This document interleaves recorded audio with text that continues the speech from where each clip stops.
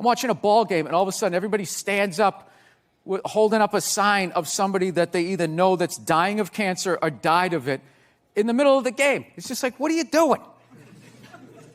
Trying to watch a game here. You know, no, there's a time and a place. Look, I know somebody that has died of cancer. I would never go to the movies with you and in the middle of it hit pause and be like, oh, by the way, Conan, I know this guy. He died of cancer. It was horrific. I could have lifted him up off the sheet with 2 fingers. It was horrible. Hey, enjoy. Oh, by the way, I got molested when I was 9. Enjoy the rest of it. I just think it's so... do you ever get insulted that many movies... Yeah. I imagine you do. Yeah. Do you ever get insulted that Germans are always the bad guys in movies? No. Do you know why? Why? I mean, have you Wikipedia'd Germany history before?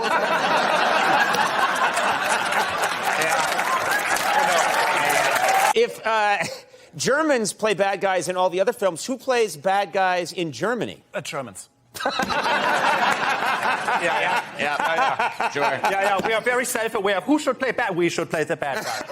Never stand and say, may I have a whole host of prostitutes under any situation. There's no situation where that would be justified. I don't believe so. Maybe 800 years ago. But if you were a sultan. Yes, then you could do it. A Bedouin sultan riding about on a camel who'd say, bring me my courtesans, my prostitutes. Courtesan sounds better. It does, doesn't it? But the job's the same. Yeah. I mean, you can tell yourself you're a courtesan in the shower while you're washing away the guilt. I'm a courtesan! The sweet smell of courtesan on my fingertips. Okay.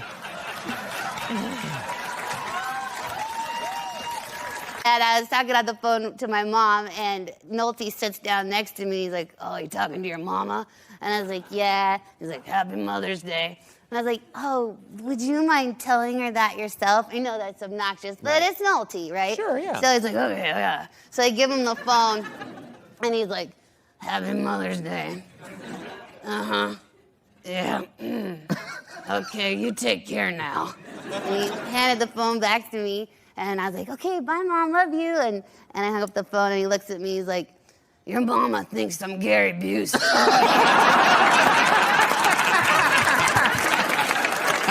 And the conversations always went the same way. I'd say, hello, Mum, it's John. Oh, she said, hello, John, how are you? I said, I'm fine, Mum, how are you?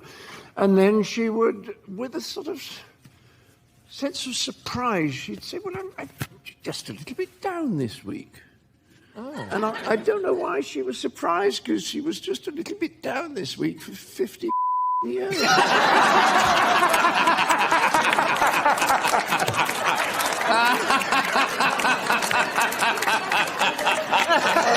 It's not very much fun being 92, I think, because, you know, all the people at the home are dying around you like flies. You know, you're just sort of chatting to someone, and then you go up and get your custard and come back, and he's dead.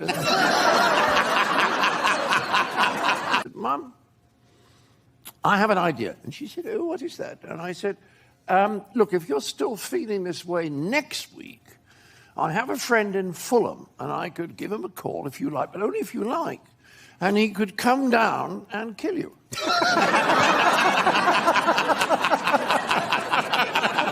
To me, well, not one time. She was always saying to me, you'll miss me when I've gone. You know, it used to irritate me. Yeah, you'll miss me when I'm gone. Yeah. Miss me when I'm gone, and who knows, maybe I will one day, I don't know.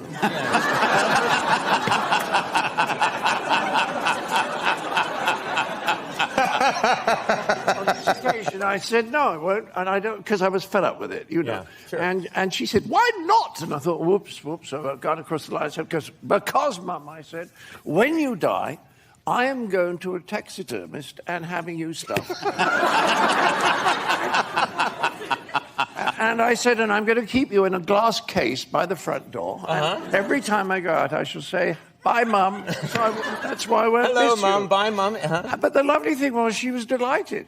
Yeah. She was absolutely delighted. She went round the elderly person's residence saying to people, yes, when I die, my son's going to have me stuff. Because I actually like Florida State, but that tomahawk chop thing, drives me nuts, and it has nothing to even do with the Native American thing. It's the fact that they do it every, like, 3 seconds. They form a huddle, and all of a sudden the band starts playing, and everybody in the crowd's like, like, and they never get sick of it. It's like the band knows one song. It's like, I got it.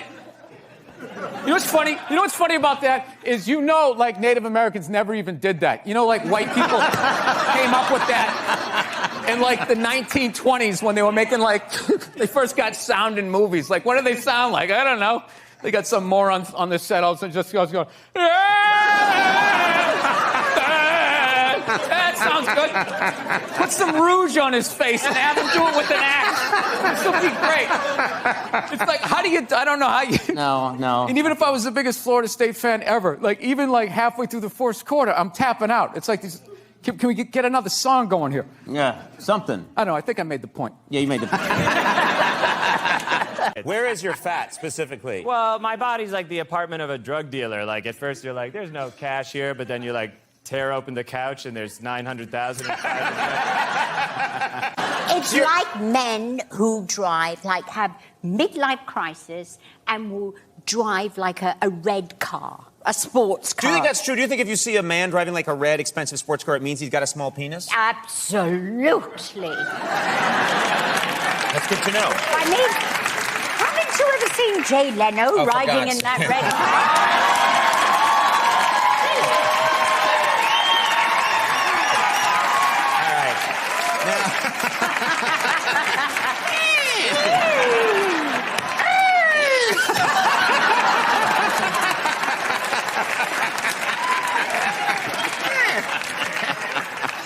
Compensate, yeah. Where's my cue cards? The full Hospital for Special Surgeries report on my hip and pelvis. Yeah. Yeah. Oh, boy. What every man wants to hear. Frontal view. It's not... It's unremarkable. The winner would get to do a live show here. A 3-minute act on your show. The great... That's a good... The show that makes you cry when you have to go on it. Yeah. That's your big reward. Yeah. Why should I be the only one that suffers? So they get the chance to come on here and maybe someone's watching from a real channel.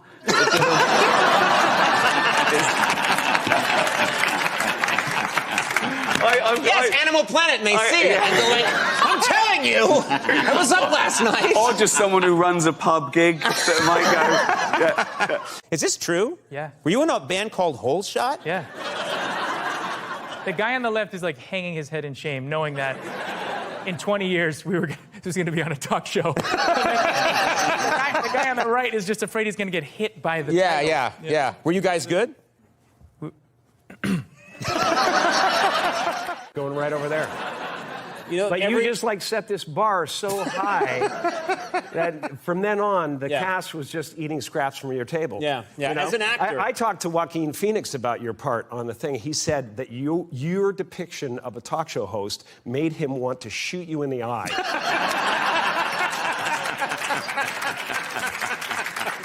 That Jim Carrey documentary on Netflix, where he's for that Andy Kaufman movie, where he was in character. You saw it? Yeah. Because he's in character 24 hours a day, 7 days a week, never breaks character. I watched that documentary in character.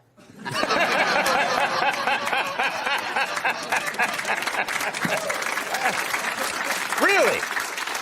My character hated it. Your character didn't like it? My character thought it was just narcissistic and pretentious. Like the Middle Ages, it was just easier because, like, you just lived in a small village. You didn't know there was another village. You know what I mean? You never left. Yeah. You just like married whoever was in your village of a similar age that wasn't dead yet. You know what I mean? Like, they were simpler times. Yes! And you didn't worry about what you were wearing, or you weren't going, oh, hey, Andy, is there any, how's my breath? You just, you know what I mean? Everyone's breath was terrible because the harvest failed and they had to eat their dogs. It's like, that was just there was no gum. There was no, you didn't go to restaurants like me, but you just married a woman, and then like you met a woman on a Wednesday, you were married on a Friday, and she was having kids by the following Tuesday. Do you know what I mean? Because you had to get the kids out before winter came, and because they were all gone by then. You were losing 3 or 4. This is terribly dark. But it was happier times. It was simpler times. You're right. Happier, much happier times. And you times. just lived happily ever after until, in a dream world, both of you got plague and died. That was the best you could hope for. That was a beautiful marriage. Last time I was here, we got in a bath together. I don't remember that. No. Nor do I. It probably didn't happen then. No, it didn't happen. There's no way that you and I took off our clothes and got into a bathtub. Wow. And I was wearing American boxers, and you were wearing European Speedos. You do remember it really well, don't you? I was on your lap. Keep your hands on the table. Wait.